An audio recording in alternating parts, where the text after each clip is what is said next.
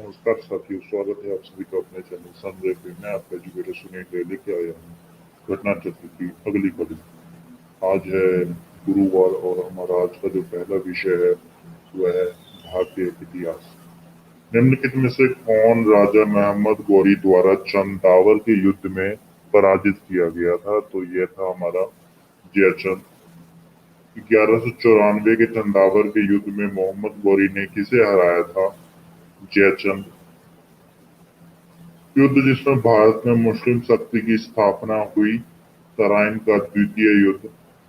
निम्नलिखित नामों को कालक्रम में व्यवस्थित करें व नीचे दिए गए कूट से सही उत्तर प्राप्त करें। Genghis Khan, Mohammad Ghaznavi, Mohammad Ghori, Taimur. तो इसका सही क्रम हो जाएगा मोहम्मद गजनवी, मोहम्मद गौरी, चंगेज खान, तैमूर। किस मुस्लिम शासक के सिक्कों पर देवी महालक्ष्मी की आकृति बनी है? तो ये मोहम्मद गौरी की है।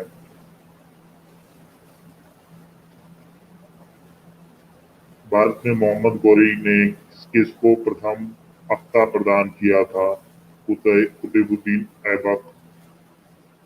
मोहम्मद गौरी के किस दास ने बंगाल एवं बिहार पर विजय प्राप्त की? बख्तियार खिलजी। बिहार का प्रथम मुस्लिम विजेता कौन था?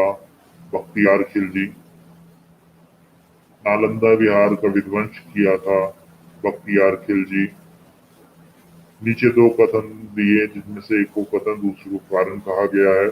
कथन: भारत पर तुर्की आक्रमण सफल हुए कारण उत्तर भारत में राजनीतिक एकता नहीं थी। तो ये दोनों ही कथन और कारण सही है और जो कारण है वह सही व्याख्या भी है।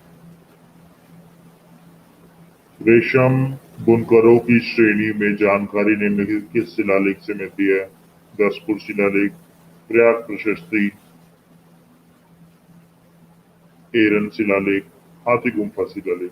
तो जो हमें जो जानकारी प्राप्त होती है रेशम सूत बुनने वालों की, तो वो दसपुर मंदसौर शिलालेख से होती है। दिल्ली सल्तनत गुलाम वंश से जुड़े कुछ प्रश्न।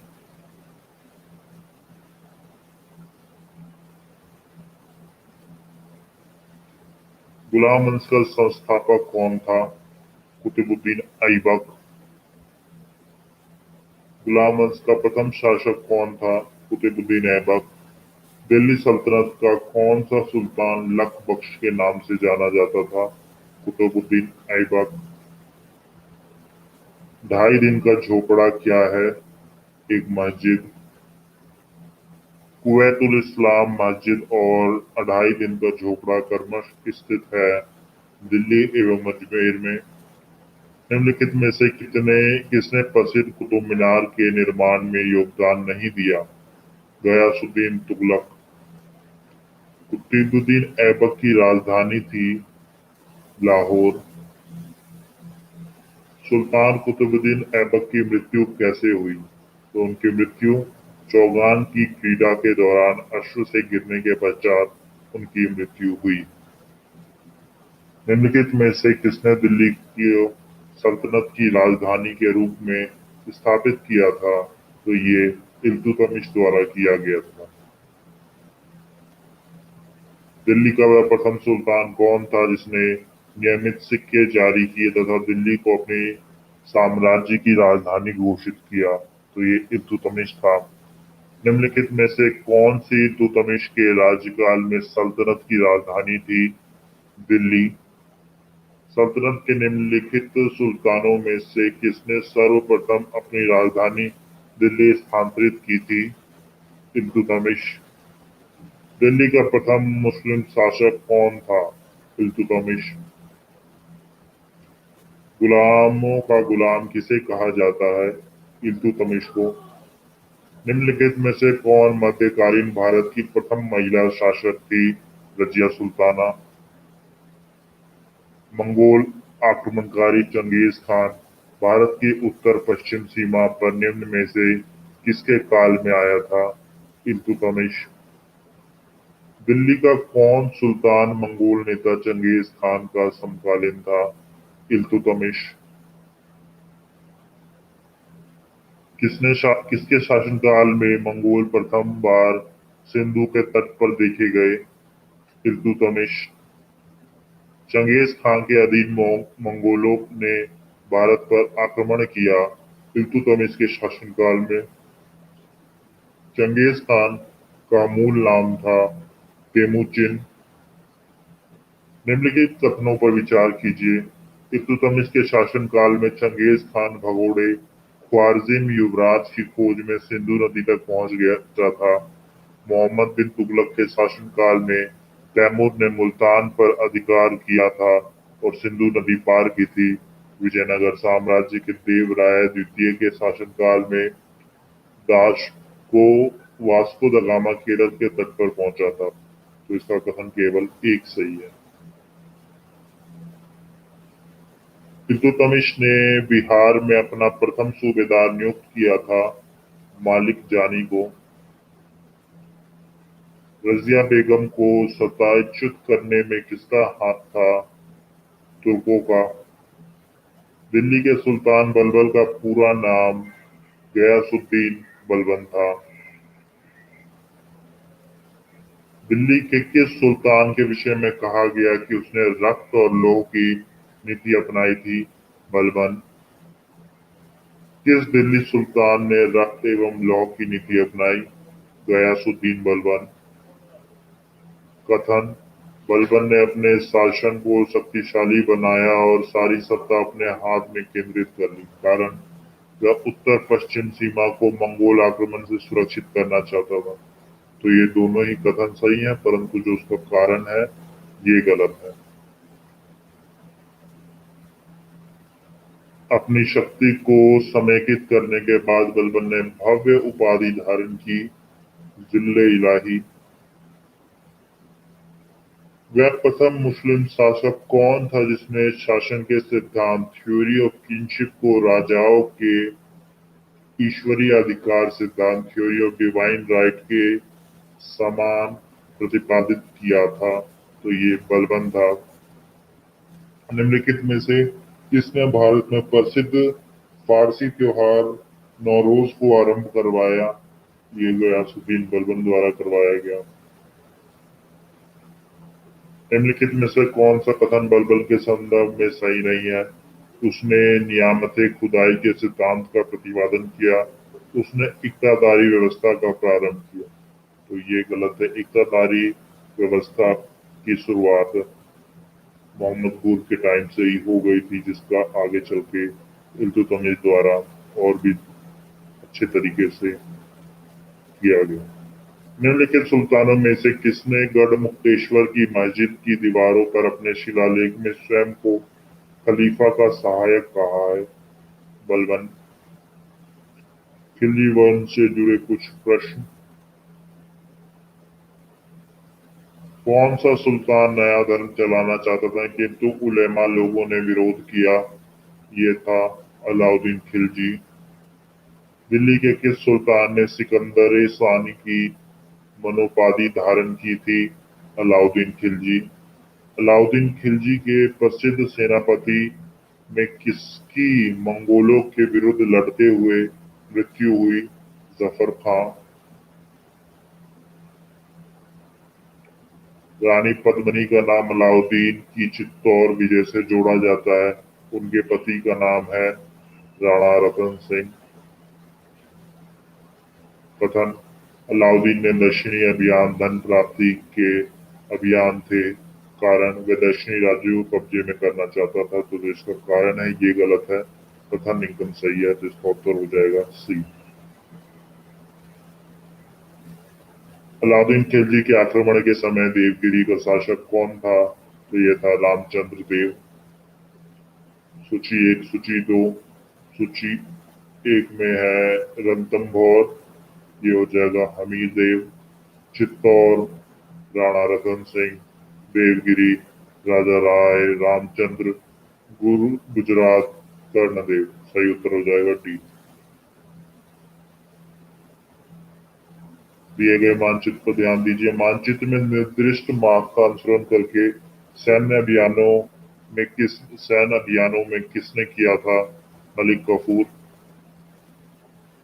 किस सुल्तान के काल में खलीसा भूमि अधिक पैमाने में विकसित हुई? अलाउद्दीन खिलजी।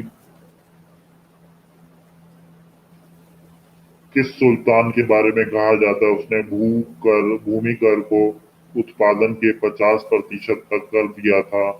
अलाउद्दीन खिलजी एवं मोहम्मद बिन तुगलक, इन दोनों के ही द्वारा भूमि कर को 50% कर दिया गया था उत्पादन का। सुल्तान जिसे बढ़ाकर भू राजस्व उपज का 50% कर दिया था? मोहम्मद बिन तुगलक एवं अलाउद्दीन खिलजी। किस सुल्तान ने जमीन की फसल की नपाई का आधा राजस्व के रूप में दावा किया? तो इसमें अलाउद्दीन खिलजी। निम्न कथनों पर विचार कीजिए जो अलाउद्दीन खिलजी से संबंधित है। उसने किसी जमीन की पैमाइश के बाद जमीन की मालगुजारी वसूल की। उसने लगान व्यवस्था को अपनी पूरी सल्तनत में लागू किया। उसने प्रांत के गवर्नरों के अधिकारों को समाप्त किया। तो निम्न कोडिंग स्कीम में सही उत्तर चुनिए। तो इसका सही उत्तर हो जाएगा हमारा सी, कथन 1 और 3। कथन: अलाउद्दीन खिलजी ने दिल्ली के मूल नियंत्रण लागू किया था, कारण वह दिल्ली में अपने राजभवन के निर्माण में लगे हुए कारीगरों को कम वेतन देना चाहता था। तो इसका कथन जो है वो सही है, परंतु कारण गलत है। निम्न में से किस सुल्तान ने बाजार सुधार लागू किए थे? तो यह अलाउद्दीन खिलजी द्वारा किया गया था। निम्न मुस्लिम बादशाहों में से किस एक ने मूल्य नियंत्रण पद्धति को पहली बार लागू किया? तो यह अलाउद्दीन खिलजी द्वारा किया गया। बाजार नियंत्रण प्रथा लागू की गई थी अलाउद्दीन खिलजी द्वारा। बाजार कीमतों को नियंत्रित करने के लिए अलाउद्दीन खिलजी के प्रयास ने कृषि में उन्नति की। सिर्फ सामंतों दरबारियों को फायदा पहुंचाया, बहुत सफलता प्राप्त की ली, शासक को जनमानस से दूर किया। तो इसका सही उत्तर हो जाएगा सी, अलाउद्दीन खिलजी का यह प्रयास बहुत सफलता प्राप्त किया। निम्नलिखित में से किस मध्यकालीन शासक ने सार्वजनिक वितरण प्रणाली प्रारंभ की थी? अलाउद्दीन खिलजी ने।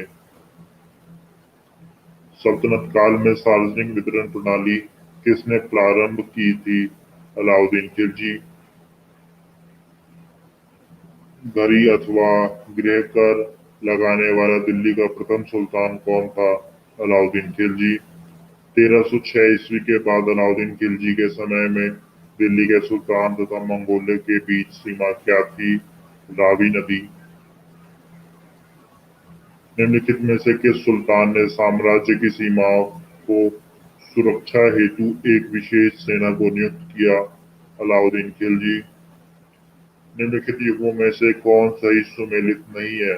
रियासत एवं शासक। तो वारंगल रामचंद्र देव नहीं थे।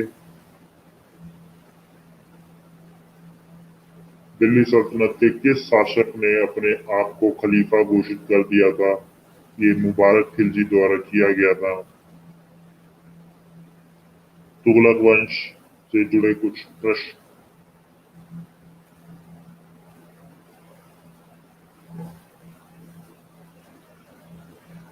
अलाउद्दीन खिलजी के निम्न सेनाध्यक्षों में से कौन तुगलक वंश का प्रथम सुल्तान बना? तो यह बना था गाजी मलिक। गाजी मलिक किस वंश का संस्थापक था? तुगलक वंश का। कृषि को समुन्नत करने के लिए नहर खुदवाने के संदर्भ में 13वीं शताब्दी का निम्नलिखित में से पहला शासक होने का श्रेय किसे दिया जाता है? गयासुद्दीन तुगलक को। किस वंश के सुल्तान ने सबसे अधिक समय तक देश में राज्य किया? तुगलक वंश। दिल्ली सुल्तान का सर्वाधिक विद्वान शासक जो खगोल शास्त्र, गणित एवं आयुर्विज्ञान सहित अनेक विद्याओं में माहिर था? मोहम्मद बिन तुगलक। अमीरे कोई एक नया विभाग किस सुल्तान द्वारा शुरू किया गया था? मोहम्मद बिन तुगलक। दिल्ली के किस सुल्तान ने एक पृथक कृषि विभाग की स्थापना की एवं फसल चक्र की योजना बनाई थी? मोहम्मद बिन तुगलक दीवाने को ही किससे संबंधित है? मोहम्मद तुगलक से। मोहम्मद बिन तुगलक अपनी राजधानी दिल्ली से ले गया था दौलताबाद। दिल्ली से दौलताबाद राजधानी के स्थानांतरण का आदेश दिया था मोहम्मद बिन तुगलक ने। भारत में सर्वप्रथम सांकेतिक मुद्रा का प्रचलन किया था मोहम्मद बिन तुगलक ने। निम्नलिखित में से कौन पहला सुल्तान था जिसने भारत में सांकेतिक मुद्रा का प्रचलन किया? मोहम्मद बिन तुगलक। जब उसने राजस्व किनसे प्राप्त किया तो वह शरीयत के नियमों और आदेशों से पूर्णतः स्वतंत्र था।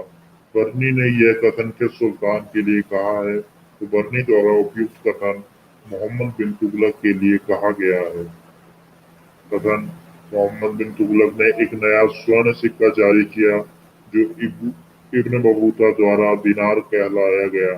कारण: मोहम्मद बिन तुगलक पश्चिमी एशियाई तथा उत्तरी अफ्रीकी देशों के साथ व्यापार में अभिवृद्धि के लिए स्वर्ण सिक्कों के टोकन मुद्रा जारी करना चाहता था। तो इसका जो कथन है वो सही है लेकिन कारण गलत है। कथन: मोहम्मद तुगलक की प्रतीक मुद्रा योजना असफल सिद्ध हुई। कारण: मोहम्मद तुगलक का मुद्रा निर्गमन पर उचित नियंत्रण नहीं था। तो ये दोनों ही कथन और कारण सही है और जो कारण है वो कथन की सही व्याख्या कर रहा है। दूर देश का यात्री इब्न बतूता किसके शासनकाल में भारत आया? मोहम्मद बिन तुगलक। मध्यकालीन यात्री एवं लेखक इब्न बतूता किस देश का निवासी था? यह मोरक्को देश का निवासी था। इब्न बतूता भारत में किसके शासनकाल में आया? मोहम्मद बिन तुगलक। किस सल्तनत काल में डाक व्यवस्था का विस्तृत विवरण दिया है? Ibn Battuta. कश्मीर घाटी के अंतिम मुस्लिम शासक यूसुफ शाह चक जिन्हें मुगल सम्राट अकबर द्वारा बिहार में निर्वासित किया गया था दफन है नालंदा में। होली त्योहार के सार्वजनिक उत्सव में भाग लेने वाला दिल्ली का प्रथम सुल्तान कौन था? मोहम्मद बिन तुगलक। दिल्ली के किस मुस्लिम शासक के निधन पर एक इतिहासकार ने कहा, राजा को प्रजा से मुक्ति मिली और उन्हें राजा से? ये था मोहम्मद बिन तुगलक। इतिहासकार बदायूनी ने किसकी मृत्यु पर कहा था कि सुल्तान को अपनी प्रजा से और प्रजा को सुल्तान से मुक्ति मिल गई? मोहम्मद बिन तुगलक। निम्नलिखित में से किस सुल्तान ने बेरोजगारों को रोजगार दिलवाया? फिरोज शाह तुगलक। बेरोजगारों के सहायतार्थ दिल्ली के निम्नलिखित सुल्तानों में से किसने रोजगार कार्यालय की स्थापना की थी? फिरोज शाह तुगलक। दिल्ली का सुल्तान जो दान दक्षिणा के बारे में काफी ध्यान रखता था, इसके लिए एक विभाग दीवाने खैरात स्थापित किया, वह था फिरोज शाह तुगलक। निम्नलिखित में किस सुल्तान के दरबार में सबसे अधिक गुलाम थे? फिरोज शाह तुगलक। मध्यकालीन भारत राज्यों के संदर्भ में निम्नलिखित में से कौन सा कथन सही है? फिरोज शाह तुगलक ने गुलामों का एक अलग विभाग स्थापित किया, ये कथन सही है। सर्वप्रथम लोक निर्माण विभाग की स्थापना की थी फिरोज शाह तुगलक ने। दिल्ली का जो सुल्तान भारत में नहरों के सबसे बड़े जाल का निर्माण करने के लिए प्रसिद्ध है, वह था फिरोज शाह तुगलक। दिल्ली के किस सुल्तान ने सबसे ज्यादा नहरों का निर्माण किया था? फिरोज शाह तुगलक। हक ए शर्ब अथवा सिंचाई कर लगाने वाला दिल्ली का प्रथम सुल्तान कौन था? फिरोज शाह तुगलक। दिल्ली के किस सुल्तान ने ब्राह्मणों पर भी जजिया लगाया था? फिरोज शाह तुगलक। निम्नलिखित में से किस सुल्तान ने फलों की गुणवत्ता सुधारने के लिए उपाय किए? फिरोज शाह तुगलक।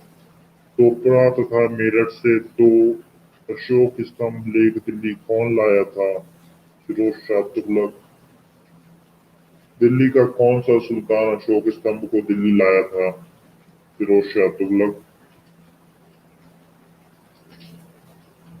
दिल्ली के किस सुल्तान ने इस उद्देश्य से गणवार विभाग की स्थापना की कि उससे दोनों संप्रदाय के लोगों में एक दूसरे के विचारों की समझ बेहतर हो सके? फिरोज शाह तुगलक। राज्य के खर्च पर हज की व्यवस्था करने वाला पहला भारतीय शासक था? फिरोज शाह तुगलक। फिरोज तुगलक द्वारा स्थापित दारुल शफा क्या था? एक खैराती अस्पताल। दिल्ली सल्तनत के तुगलक राजवंश का अंतिम शासक निम्नलिखित में से कौन था? नासिर उद्दीन महमूद। तैमूर ने किसके शासनकाल में भारत पर आक्रमण किया? तो इनमें से कोई भी नहीं था। तैमूर लंग ने किस वर्ष भारत पर आक्रमण किया? उसने 1398 ईस्वी में भारत पर आक्रमण किया। तैमूर के आक्रमण के बाद भारत में किस राजवंश का स्थापन हुआ? ये सैयद वंश का स्थापन हुआ। निम्न में को उनके कालक्रम अनुसार क्रमबद्ध कीजिए। रकुद्दीन, मुबारक खान, फिरोज शाह तुगलक, आलम शाह। तो जो इसका सही हो जाएगा वो हो जाएगा रकुद्दीन, मुबारक खान, फिरोज शाह तुगलक और आलम शाह। तो इस हिसाब से हमारा सी उत्तर सही हो जाएगा। लोधी वंश से जुड़े कुछ प्रश्न।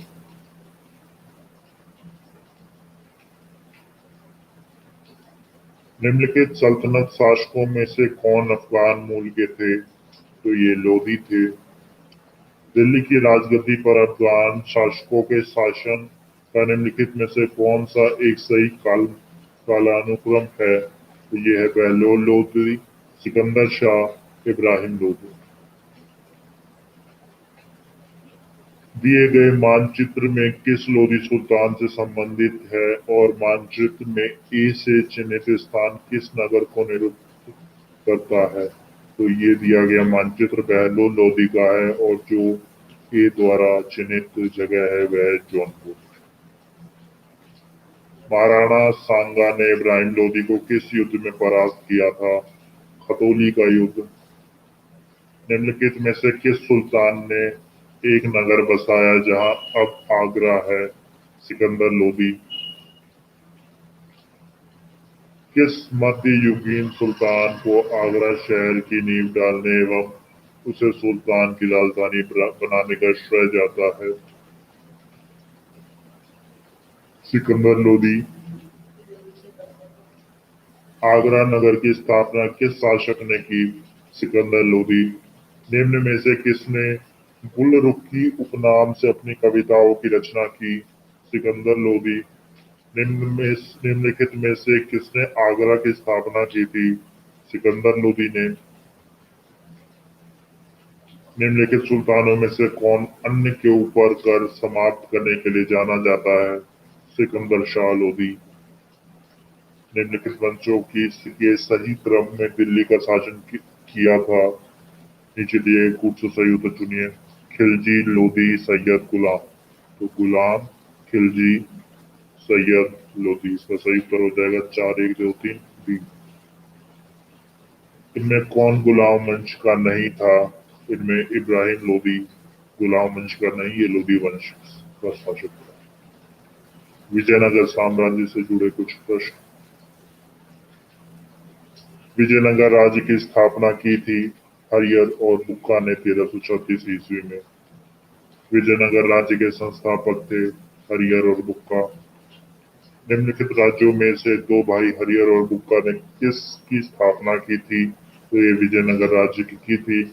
इनमें से किसने कृष्णा नदी की सहायक नदी के दक्षिणी तट पर एक नए नगर की स्थापना की और उस देवता के प्रतिनिधि के रूप में अपने इस नए राज्य पर शासन करने का दायित्व लिया, जिसके बारे में माना जाता है कि कृष्णा नदी के दक्षिण की समस्त भूमि उस देवता की है? ये है हरिहर प्रथम। अपनी मदुरा विजय कीर्ति में अपने पति के विजय अभियानों का वर्णन करने वाली कवित्री है गंगा देवी। विजयनगर के उस पहले शासक की पहचान करें जिसने बहमनियों से गोवा को छीना। हरिहर द्वितीय। निम्नलिखित कथनों पर विचार कीजिए। नरसिंह सालूब ने संगम वंश का अंत किया और उसने राज सिंहासन छीनकर सालू वंश आरंभ किया। वीर नरसिंह ने अंतिम सालू शासक को गद्दी से उतारकर राज सिंहासन छीना। वीर नरसिंह के उत्तरवर्ती उन्हें अनुज कृष्ण देव राय थे।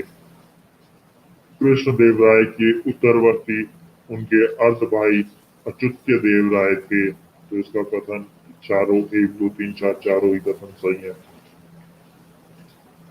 विजयनगर के राजा कृष्ण देव राय ने गोलकुंडा का युद्ध किस राजा के साथ लड़ा था? तो कुली कुतुब शाह। कृष्ण देव राय के दरबार में अष्टदिग्गज कौन थे? ये थे 8 तेलुगु कवि। इनमें से किसे आंध्र भोज भी कहा जाता है? कृष्ण देव राय। अष्टदिग्गज किस राजा से संबंधित थे? कृष्ण देव राय।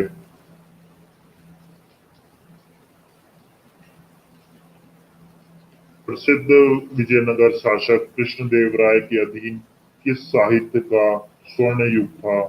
तेलुगु साहित्य का। कृष्णदेव राय ने किस नगर की स्थापना की? नागलपुर। कथन। विजयनगर के शासक कृष्णदेव राय ने अमुक्तल माध्य ग्रंथ की रचना की। कृष्णदेव राय को आंध्र भोज के नाम से भी जाना जाता है। उनके दरबार को अलसानी पेंडुना नामक राजकवि सुशोभित करता था जो संस्कृत एवं तमिल दोनों भाषाओं का ज्ञाता था। तो इसका कथन और दोनों ही सही है, परंतु तीसरा कथन गलत है। विजयनगर का प्रसिद्ध हजारा मंदिर किसके शासनकाल में निर्मित हुआ था? ये कृष्णदेव राय के शासनकाल में निर्मित हुआ था। अब्दुल रज्जाक विजयनगर आया था देवराय द्वितीय के राज्यकाल में। फारसी यात्री अब्दुल रज्जाक भारत में किस राजा के शासनकाल में आया था? ये आया था देवराय द्वितीय के शासनकाल में। निकोलो कॉन्टी कौन था? यह इटली का एक यात्री जिसने विजयनगर साम्राज्य की यात्रा की थी। पुर्तगाली लेख नूनीज के अनुसार विजयनगर साम्राज्य में महिलाएं निम्नलिखित में से किन क्षेत्रों में निपुण थी? कुश्ती, ज्योतिष शास्त्र, लेखाकरण, भविष्यवाणी। तो कथन 1 2 3 4 चारों ही सही है। निम्नलिखित में कौन महाभारत के तेलुगु अनुवादों के लिए विख्यात है? नीचे दिए गए कूट से सही उत्तर चुनिए। कम्मन, कुट्टन, नयनन, टिक्कन। तो जो केवल 3 और 4 ही सही है। कम्मन का जो नाम है ये महाभारत नहीं रामायण के तेलुगु अनुवाद से जुड़ा हुआ है। वैदिक ग्रंथों के भास्कर्य सायन को आश्रय प्राप्त है विजयनगर राजाओं का।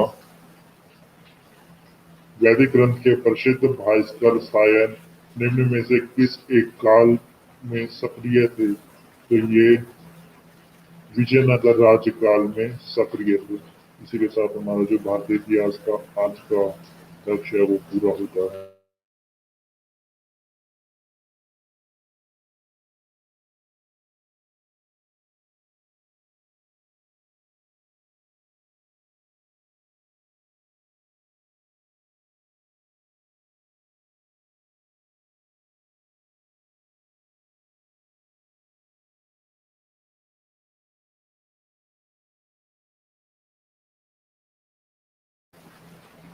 अगला जो विषय है हमारा वो है भारतीय राज्य व्यवस्था एवं शासन। निम्नलिखित में से राज्यसभा के विषय में कौन सही है? यह भंग नहीं की जा सकती।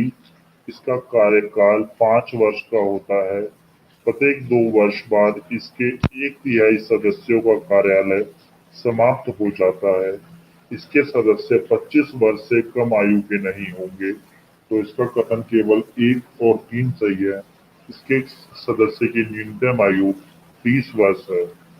और दूसरा कथन इसका कोई कार्यकाल नहीं है, इसके सदस्यों का कार्यकाल है 6 वर्ष, लेकिन राज्यसभा का कोई कार्यकाल नहीं। अभिकथन राज्यसभा का विघटन नहीं होता है, कारण उसे यथासंभव 1/3 सदस्य हर दूसरे वर्ष सेवानिवृत्त होते हैं। तो ये दोनों ही कथन सही है और कारण भी सही व्याख्या कर रहा है। राज्यसभा के संदर्भ में निम्नलिखित में से कौन सा कथन सही है? इसके 1/3 सदस्य प्रति 2 वर्ष में अवकाश प्राप्त करते हैं।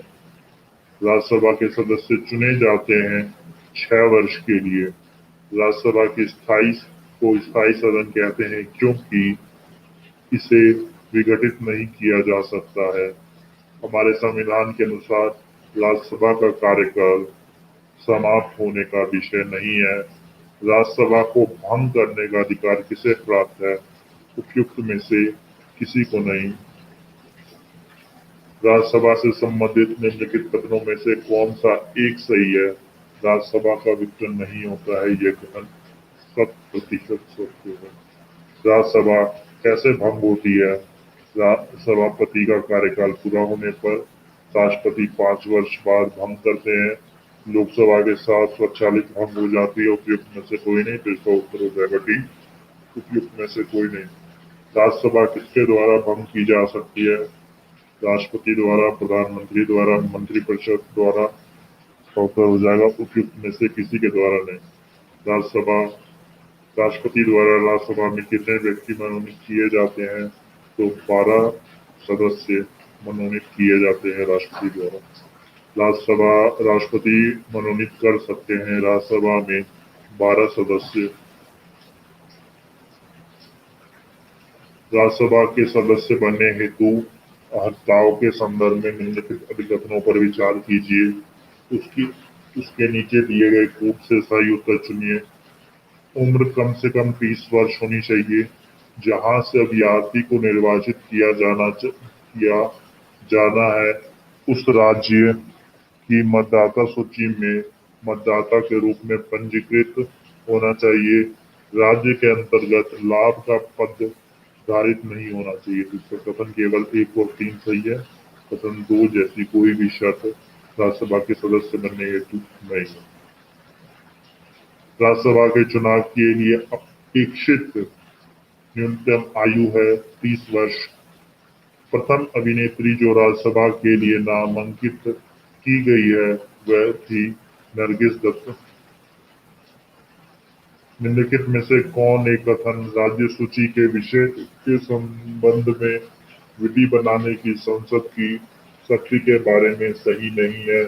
तो ये राज्य सूची में सम्मिलित विषय के संबंध में राष्ट्र हित में विधि केवल राज्यसभा बना सकती है, ऐसा नहीं है। राष्ट्र हित में भारत की संसद राज्य सूची के किसी भी विषय पर विधिक शक्ति प्राप्त कर लेती है यदि इसके लिए एक संकल्प राज्यसभा द्वारा अपने उपस्थित एवं मत देने वाले सदस्यों के कम से कम 2/3 बहुमत से पारित कर लिया जाए। भारतीय अनुच्छेद का कौन सा अनुच्छेद संसद को राज्य सूची के विषय पर कानून बनाने के लिए शक्ति प्रदान करता है? अनुच्छेद 249। निम्नलिखित कथनों पर विचार कीजिए। राज्यसभा में धन विधेयक को या तो अस्वीकार करने का संशोधित करने की कोई शक्ति निहित नहीं है। राज्यसभा अनुदानों की मांगों पर मतदान नहीं कर सकती। राज्यसभा में वार्षिक वित्तीय विवरण पर चर्चा नहीं हो सकती। तो इसका कथन केवल 1 और 2 सही है। कथन तीसरा गलत है। चर्चा हो सकती है परंतु वोटिंग नहीं हो सकती। कथन किसी धन विधेयक के लोकसभा द्वारा पारित किए जाने और राज्यसभा को पारित किए जाने के बाद राज्यसभा किन सिफारिशों लोकसभा द्वारा सिफारिशों की प्राप्ति के 14 दिन के अंदर अनिवार्यता स्वीकार की जानी होती है और तत्पश्चात उन्हें विधेयक में अंगीकृत किया जाना होता है। कारण धन विधेयक राज्यसभा में पेश नहीं किया जा सकता। नीचे दिए कूट से सही उत्तर चुनिए। तो इसका जो सही उत्तर हो जाएगा वो हो जाएगा डी। इसका कथन गलत है परंतु कारण सही है। निम्नलिखित में से कौन सा विधेयक राज्यसभा में प्रथम बार प्रस्तावित नहीं? धन विधेयक, राज्यसभा किसी धन विधेयक में सारभूत संशोधन करती है तो तत्पश्चात क्या होगा? लोकसभा राज्यसभा की अनुशंसाओं को स्वीकार करे या अस्वीकार करे, इस विधेयक पर आगे कार्रवाई कर सकती है। निम्नलिखित में से कौन सी शक्तियां लोकसभा को राज्यसभा की तुलना में अनन्य रूप से प्राप्त हैं? धन वित्त विधेयक केवल लोकसभा में प्रस्तुत किया जा सकता है। धन विधेयक के निरस्तीकरण अथवा संशोधन के संबंध में मंत्री परिषद के उत्तरदायित्व के संबंध में, अखिल भारतीय सेवाओं के सृजन के संबंध में। तो इसका केवल कथन 1, 2 और 3 ही सही है, कथन चौथा गलत है। निम्नलिखित विशेषाधिकारों में से कौन से भारत के संविधान द्वारा राज्यसभा को प्रदत्त किए जाते हैं?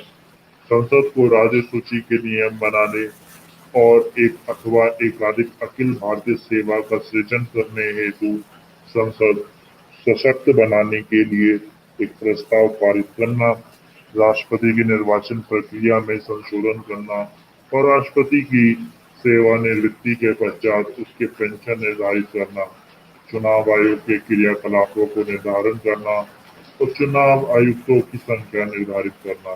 तो इसका कथन केवल डी सही हो जाएगा।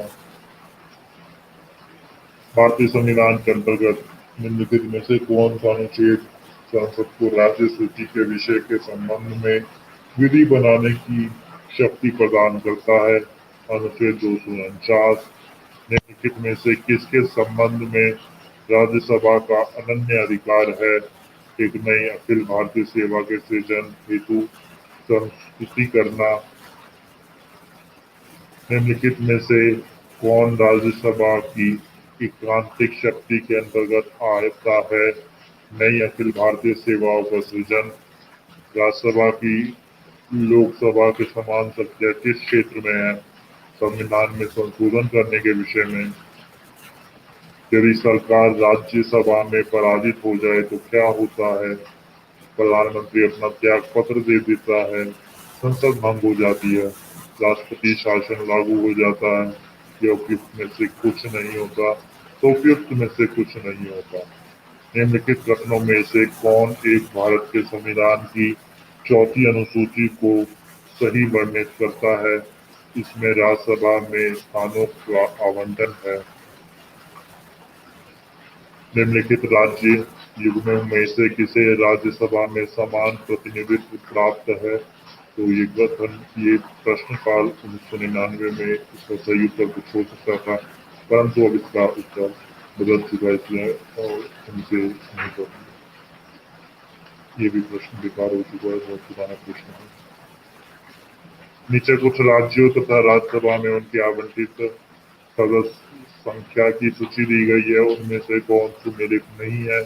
मध्य प्रदेश 16, ये सही सुमेलित नहीं है। सूची 1 राज्य, सूची 2 राज्यसभा में स्थान। ये प्रश्न 2002 का है, अभी इस प्रश्न की हमें जरूरत नहीं है। ये प्रश्न 2021 का है। सूची 1 राज्य, सूची 2 राज्यसभा में प्रतिनिधित्व। राजस्थान 10 सीटें, गुजरात 11 सीटें, कर्नाटक 12 सीटें, पंजाब 7 सीटें। सही उत्तर हो जाएगा 1। सूची 1 सूची 2, सूची 1 राज्य, सूची 2 राज्यसभा के सदस्यों की संख्या। गुजरात 11, कर्नाटक राज्य 12, केरल 9 सदस्य, उड़ीसा 10 सदस्य। सही उत्तर हो जाएगा सी। निम्नलिखित में से कौन सा सही सुमेलित नहीं है? तो जो सही सुमेलित नहीं है वह आंध्र प्रदेश 18 सीटें। आंध्र प्रदेश में 18 सीटें थी, लेकिन विभाजन के बाद केवल 11 रह गई हैं। 7 सीटें तेलंगाना होगा। निम्नलिखित में से किस राज्य से राज्यसभा के लिए निर्वाचित सदस्यों की संख्या सबसे कम है? हिमाचल प्रदेश। संघीय क्षेत्रों को प्रतिनिधित्व प्राप्त है संसद के दोनों सदनों में। निम्नलिखित कथनों पर विचार कीजिए। राज्यसभा का सभापति तथा उपसभापति उस सदन के सदस्य नहीं होते हैं, जबकि राष्ट्रपति के निर्वाचन में संसद के दोनों सदनों के मनोनीत सदस्यों को मतदान का कोई अधिकार नहीं होता। उनको उपराष्ट्रपति के निर्वाचन में मतदान का अधिकार होता है। तो इसका कथन केवल 2 सही है। अगला प्रश्न हमारा, राज्यसभा का अध्यक्ष उपराष्ट्रपति पदेन अध्यक्ष होता है। किस सभा का अध्यक्ष उसका सदस्य नहीं होता है? राज्यसभा। राज्यसभा का पदेन सभापति होता है उपराष्ट्रपति। निम्नलिखित में से किस एक सदन का अध्यक्ष एक गैर सदस्य होता है? राज्यसभा। निम्नलिखित में से कौन राज्यसभा का अध्यक्ष होता है? भारत के उपराष्ट्रपति। राज्यसभा के चेयरमैन है भारत के उपराष्ट्रपति। राज्यसभा के वर्तमान सभापति हैं, तो ये प्रश्न 2010 का है, तो इससे अभी समय जो नहीं है। तो अभी जो हमारे राज्यसभा के वर्तमान सभापति है वह है श्रीमान जगदीप धनखड़। राज्यसभा का सर्वप्रथम गठन किस वर्ष में हुआ? 1952 में। निम्न में से कौन राज्यसभा का सदस्य होते हुए भी लोकसभा की कार्रवाई में भाग ले सकता है? मंत्री जो राज्यसभा का सदस्य हो। संसद तृतीय कार्य संचालन एवं वित्तीय प्रक्रिया से जुड़े कुछ प्रश्न। नीचे 2 सारणी का पर ध्यान दीजिए। भारतीय संसद, राज्यसभा, लोकसभा 250 से अनाधिक सदस्य, 552 से अनाधिक सदस्य, 12 नाम निर्देशित और 238 से अनाधिक राज्यों और संघ राज्य क्षेत्रों के प्रतिनिधित्व। एक्ट 530 से अनाधिक राज्यों के प्रतिनिधित्व और 2 से अनाधिक नाम निर्दिष्ट एंग्लो इंडियन तथा एक्स अंकित स्थान पर निम्नलिखित में से किसे रखना ठीक होगा? तो यहाँ संघ राज्य क्षेत्र के 20 से अनाधिक प्रतिनिधि। भारतीय संविधान के अनुच्छेद 84 के अंतर्गत भारत का राष्ट्रपति अभिभाषण देता है। एक साथ समवेत संसद के दोनों सदनों में भारत के राष्ट्रपति के विशेष अभिभाषण में के संबंध में निम्नलिखित में से कौन सा कथन सही है? राष्ट्रपति लोकसभा के साधारण निर्वाचन के पश्चात प्रथम सत्र और प्रत्येक वर्ष के प्रथम सत्र के आरंभ के में संसद के दोनों सदनों की संयुक्त बैठक को संबोधित करता है। राष्ट्रपति अपने अभिभाषण में संसद को उन्हें उसके आह्वान के कारणों के विषय में सूचित करता है। तो ये दोनों ही कथन सही हैं। भारत की संसद में निम्नलिखित में से क्या कथित है? राष्ट्रपति संसद के किसी भी सदन का सदस्य नहीं होगा। संसद राष्ट्रपति और दोनों सदनों से मिलकर बनेगी। तो ये दोनों ही कथन सही है, अदरवाइज करते हो जाएगा। राष्ट्रपति संसद का सदस्य हिस्सा होता है, सदस्य नहीं होता। भारतीय संसद बनती है लोकसभा, राज्यसभा और राष्ट्रपति से। भारतीय संसद मिलकर निर्मित होती है राष्ट्रपति, राज्यसभा, लोकसभा। इसका उत्तर हो जाएगा ए। भारतीय संसद में निम्नलिखित में से कौन शामिल है? राष्ट्रपति एवं दोनों सदन। निम्नलिखित पर विचार कीजिए और भारतीय संसद के सही गठन को चिन्हित कीजिए। इसका सही हो जाएगा राष्ट्रपति, राज्यसभा, लोकसभा। भारतीय संसद में निम्न में से कौन सम्मिलित है? लोकसभा, राज्यसभा एवं राष्ट्रपति। भारतीय संसद के घटक हैं राष्ट्रपति, लोकसभा व राज्यसभा। निम्न में से कौन संसद का अनन्य भाग नहीं है? उपराष्ट्रपति। एक वर्ष में कम से कम कितनी बार संसद की बैठक होना आवश्यक है? 2 बार। संसद के 2 सत्रों के बीच अधिकाधिक अंतराल होना चाहिए 6 महीने का। संसद के अधिकारियों में सम्मिलित है अध्यक्ष लोकसभा, उपाध्यक्ष लोकसभा, महासचिव लोकसभा, अध्यक्ष राज्यसभा। तो ये चारों ही सम्मिलित हैं। संसद विधानसभा के किसी सदस्य की सदस्यता तब समाप्त समझी जाती है जब वह बिना सदन को सूचित किए अनुपस्थित रहता है 60 दिन के लिए। एक एमपी की सीट को रिक्त घोषित किया जा सकता है यदि वह सदन से लगातार डैश अवधि की अनुपस्थित रहता है। तो अगर वह 2 माह तक नहीं आता है संसद में तो उसकी सीट को रिक्त समझा जाता है। बिना अनुमति के कितने दिन सदस्य से अनुपस्थिति रहने पर किसी सांसद को अयोग्य घोषित किया जा सकता है 60 दिन। सर्वप्रथम एक सांसद विधेयक को इस आधार पर सदस्यता से अयोग्य घोषित किया गया कि वह सदन की अनुमति के बिना किसी 60 लगातार बैठकों से अनुपस्थित रहा। वह था राज्यसभा का। किसी मंत्री के विरुद्ध विशेषाधिकार प्रस्ताव उठाया जा सकता है जब वह किसी मामले के तथ्यों को रोकता है और तथ्यों का बिगड़ा हुआ वर्णन देता है। संसद निहरता निवारण अधिनियम 1959 कई पदों को लाभ का पद के आधार पर निहरता से छूट देता है। उपयुक्त अधिनियम 5 बार संशोधित किया जा चुका है। शब्द लाभ का पद भारतीय संविधान में भली भांति परिभाषित किया है। तो ये संविधान में सिर्फ अंकित है, परिभाषित नहीं है। तो इसका कथन 3 गलत हो जाएगा तो हमारा उत्तर आएगा केवल 1 और 2। लाभ के पद का निर्णय डिसीजन कौन करेगा? राष्ट्रपति एवं राज्यपाल, संघीय संसद, उच्चतम न्यायालय और संघ लोक सेवा आयोग। तो इसका निर्णय हमारा जो है राष्ट्रपति एवं राज्यपाल और संघीय संसद में बैठा स्पीकर करेगा। निम्नलिखित में से कौन सा एक प्रावधान भारतीय संविधान के अंतर्गत संसद के सदस्यों के विशेषाधिकार तथा उन्मुक्तियों को निर्धारित करता है? तो यह अनुच्छेद 105 है। निम्नलिखित में से कौन संसद सदस्यों का सामूहिक विशेषाधिकार नहीं है? तो ये है साक्षी के रूप में उपस्थिति से स्वतंत्र।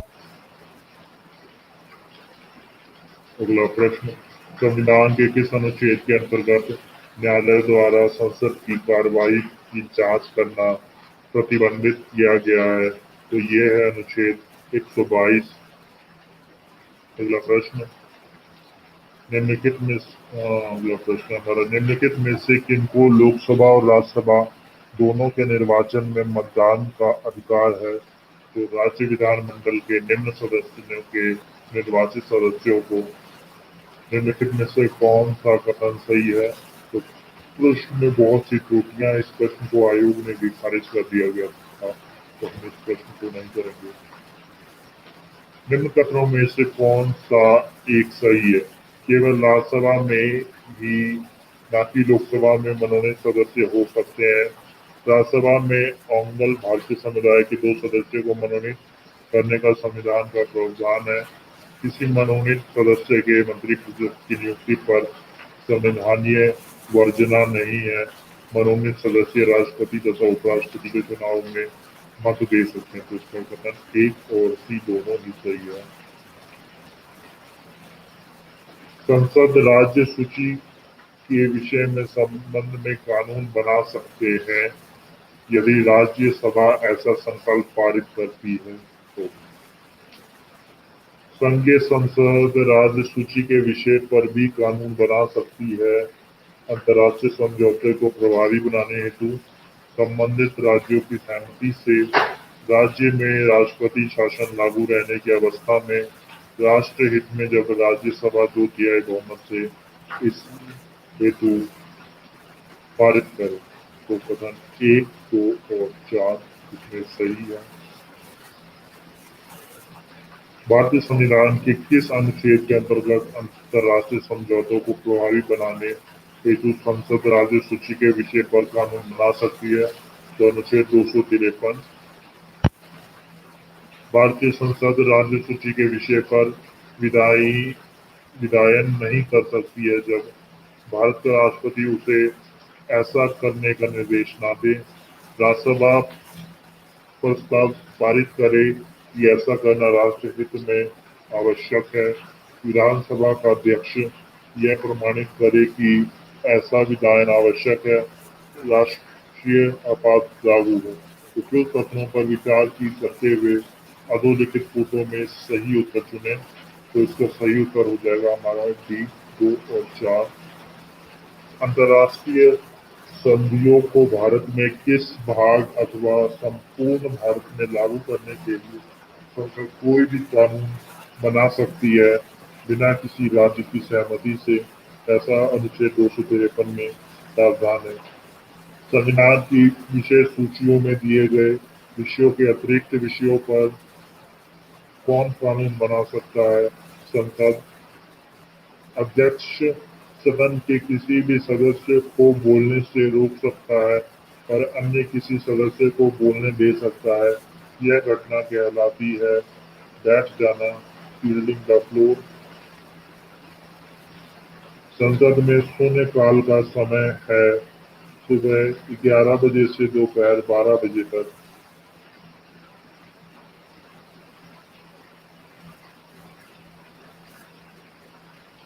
भारतीय संसद की कार्रवाई में शून्यकाल का अर्थ है प्रश्नकाल के पूर्व का काल।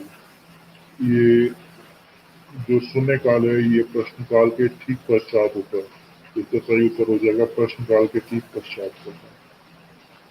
शून्यकाल संसदीय व्यवस्था को किस देश की देन है? भारत की। लोकसभा में शून्यकाल की अवधि अधिक से अधिक कितनी हो सकती है? 1 घंटा। राजनीतिक शब्दावली में शून्यकाल का अर्थ है प्रश्न उत्तर सत्र।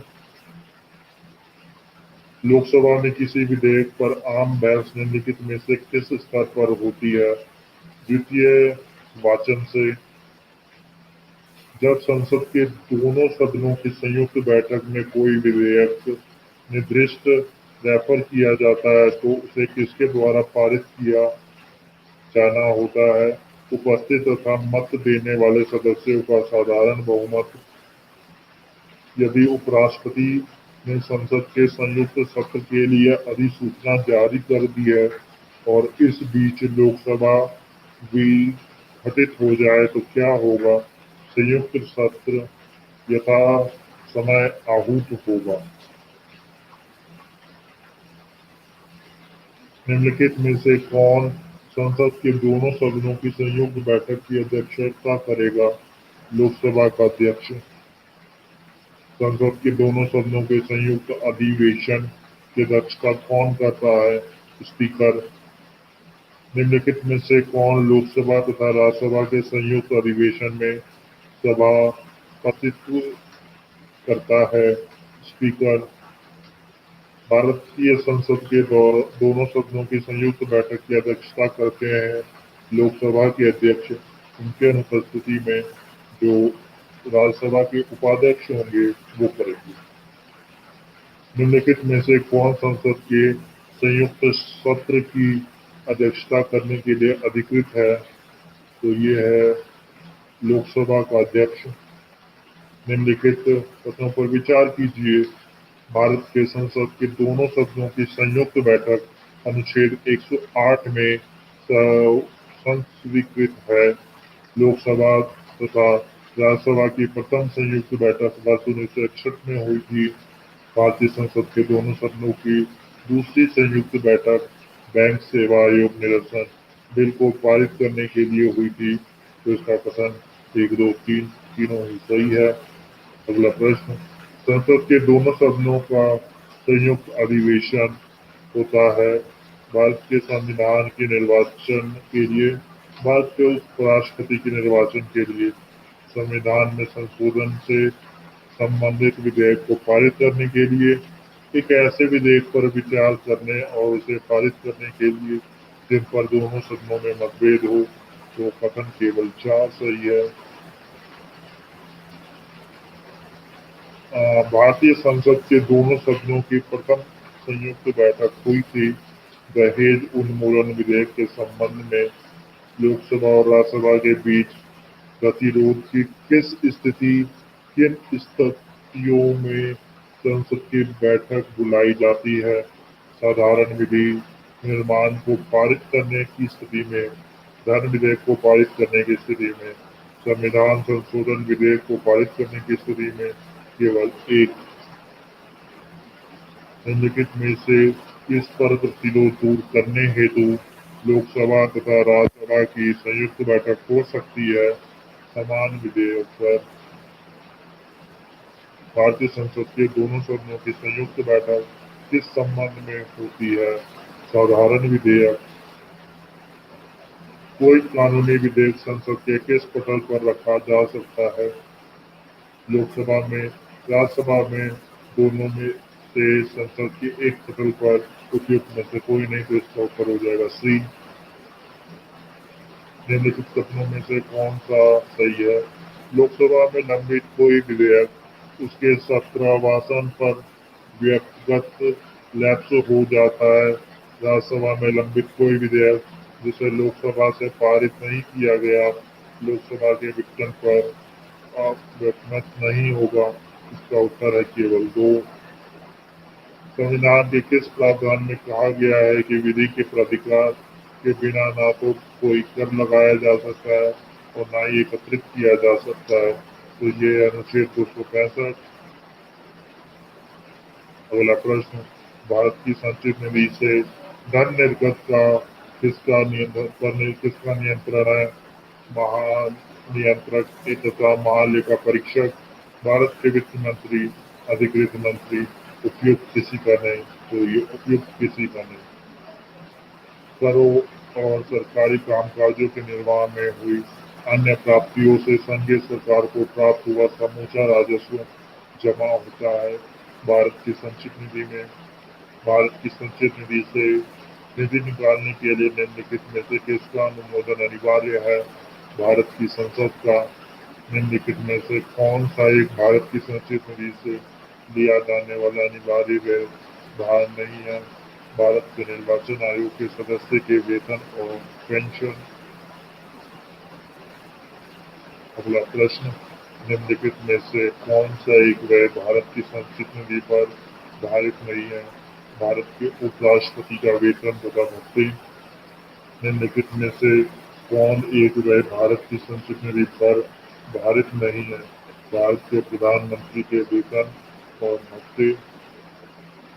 अगला प्रश्न, निम्नलिखित में से भारतीय संविधान का कौन सा अनुच्छेद आकस्मिकता विधि से संबंधित है?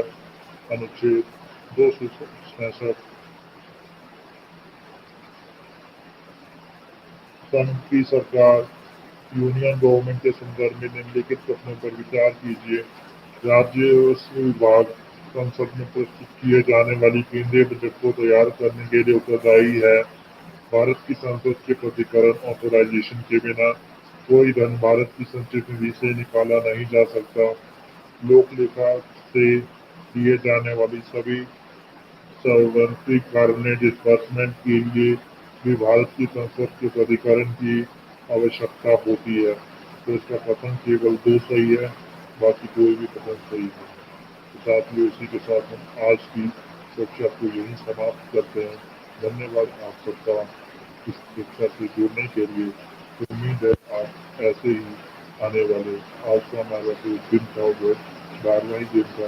अभी हमारी ये लड़ाई आगे तक बाकी है और इस बार हमें जो उत्तर प्रदेश लोक सेवा परीक्षा जो स्थगित हो गई थी, जो पुनः होगी हमारी अक्टूबर माह में, उसको में हमें सफलता प्राप्त करनी है। किसी भी हालत में हम लोग इसी जोश और इसी जज्बे से प्रचार करते रहेंगे और भविष्य में जरूर डीएम बनेंगे या एसडीएम बनेंगे। जो भी भविष्य के हम जो हम कंट्रोल नहीं कर सकते, उसे वो हमारे हाथ में नहीं है। लेकिन जो हमारे हाथ में है वो है हमारी मेहनत। तो हम मेहनत करते